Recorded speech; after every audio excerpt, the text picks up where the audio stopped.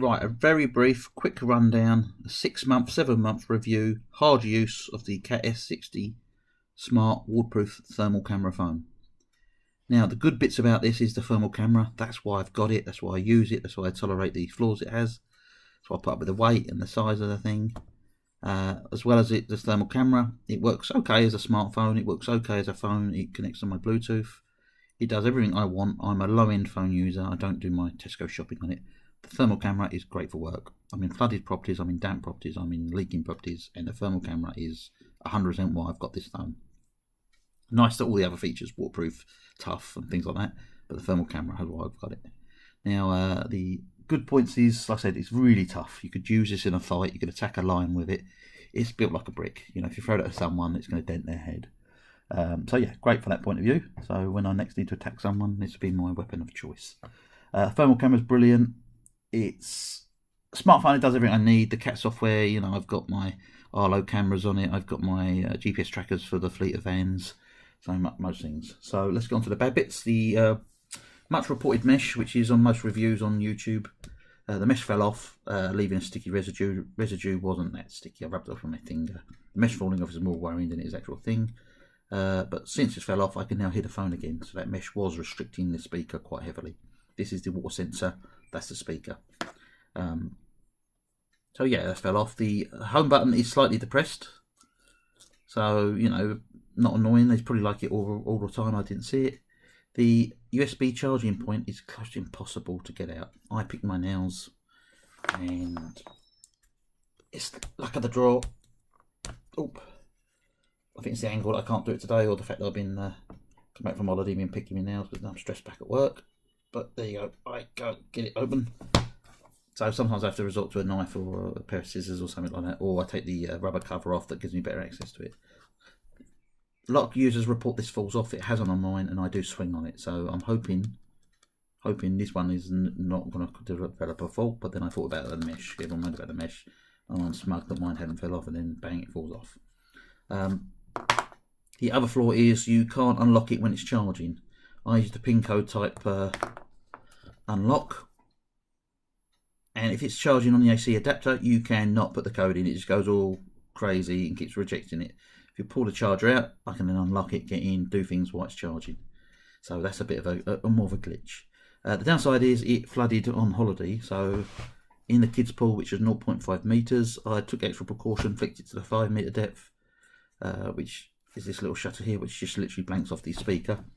And even then, it lasted 4 minutes in the pool before it actually flooded. So by flooding, it just turned itself off. I got it back to the hotel room. It wouldn't turn on for no love or money. I plugged it into the AC charger, and it just kept looping on the Cat screen, so it wouldn't actually fire up. And then looked at YouTube, lots of reviews on it. Stuck it on the balcony for 3 days, 4 days in the hot sunshine in Gran Canaria. 4 days later, pressed it, bang, on it came. Suffered a few glitches since. The moans about the SIM card, and then again keeps forgetting it's actual phone, but it's 95% working and fine. I'm about to send it off to Cat, so hopefully they'll respond and sort things out. So in my brief summary is, if you're a damp surveyor, a building surveyor, someone who deals with leaks or heat issues, it's essential. It's not an option, it's an essential on a phone. The thermal camera is superb. The reason I bought it, I'm glad I did, and it's earned me money. Customers love it. A damp meter, you can tell what's going on, you know, using your skill and your training and the damp meter. With this, you can actually show people what's going on. It's a visual thing, so it's very good for that.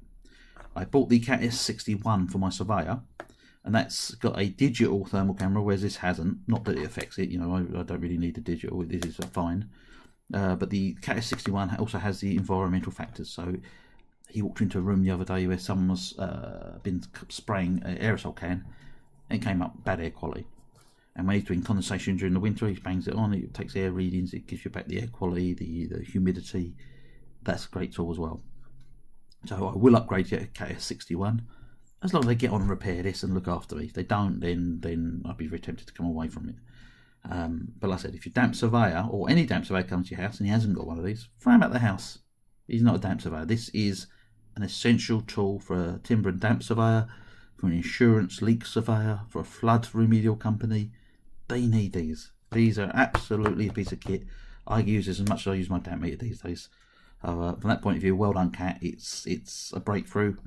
But you know, if you say something's waterproof, it needs to be waterproof. If you say something's tough, it needs to be tough. The silly little flaws that have occurred are an annoyance. So now I'm going to have to be without it for 3-4 weeks when I send it away.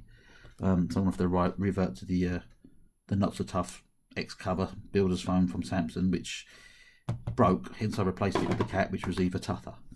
I mean, this is US military spec, but yeah, I guess the US military don't use their phones that often. They're probably too busy fighting rather than making phone calls, or because it's not that tough. So perhaps they've fixed it all with the S61. Who knows? I will upgrade the S61, so that will be tested as well. But for now, if you need a thermal camera on your phone, this is the phone for you. If you bought one of these second-hand on eBay and it, you know, didn't have the flaws, superb if you're paying 200-300 quid. I paid 400-500 quid for this, so I'm a bit disappointed now that it's the most expensive phone I've ever bought and it's falling apart around me. Like I said, I do use it hard. It's been dropped 30-40 times from the meter height. It's been dropped face down onto tiles. It's been abused, it's been used, but that's what a phone's about. I make 30-40 phone calls a day, 50 phone calls a day easily. Battery life's not brilliant, you know, I have to charge it every night or it'd die. But it's like any tool I've got. It's being used, it's working.